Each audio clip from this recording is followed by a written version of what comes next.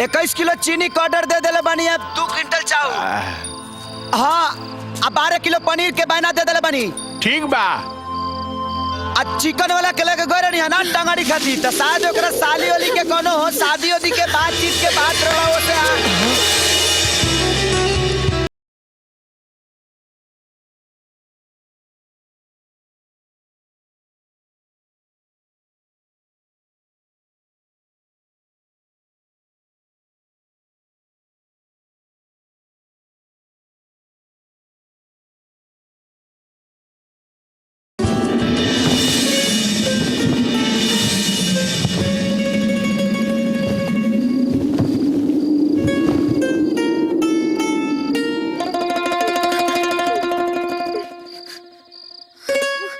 का भगवान ऐसा नगीना कौना टीना में लुको लड़ला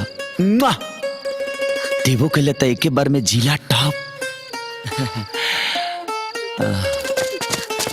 हाँ अरे साला ये अंगूर के पीछे लंगूरो बड़ा सा। बाबा हम फोन करा तानी थोड़ी देर में। अच्छा ठीक बा। हमरा के बचा ला प्लीज बचा ला।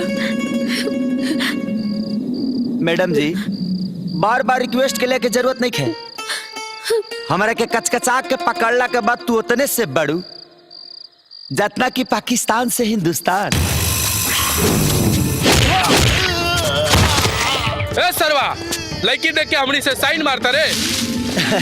काहे रे तुलादेन के भतीजा हुए कि दाऊद के सार।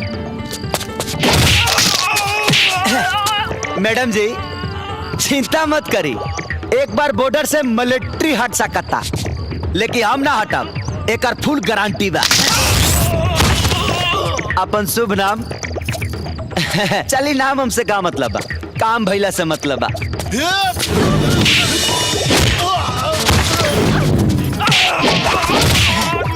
कहीं सेटिंग नोटिंग का बेटा राम इतना गुस्सा के मतलब जो फील्ड एकदम क्लियर बा, समझ में आ गई। साला साइन मारता रे। ना रे साला तोरा बहन पर लाइन मारता नी। ये हमारी टीका होला रे।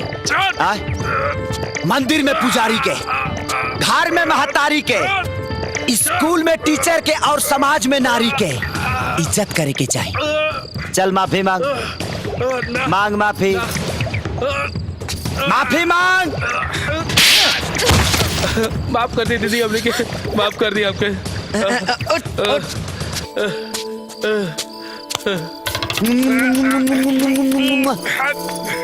जिया हो हमार सार। रौरा के है तोरा बहनी के भतार। ए अरे कम से कम अपन नंबर तो दे दा। कौनो जरूरत नहीं खे। तो हमार नंबर ले ला।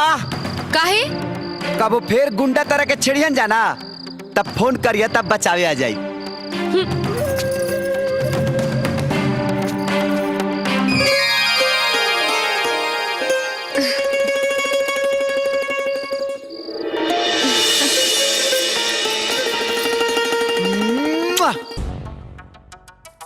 Hey, you good for nothing, fellas! Finish him off!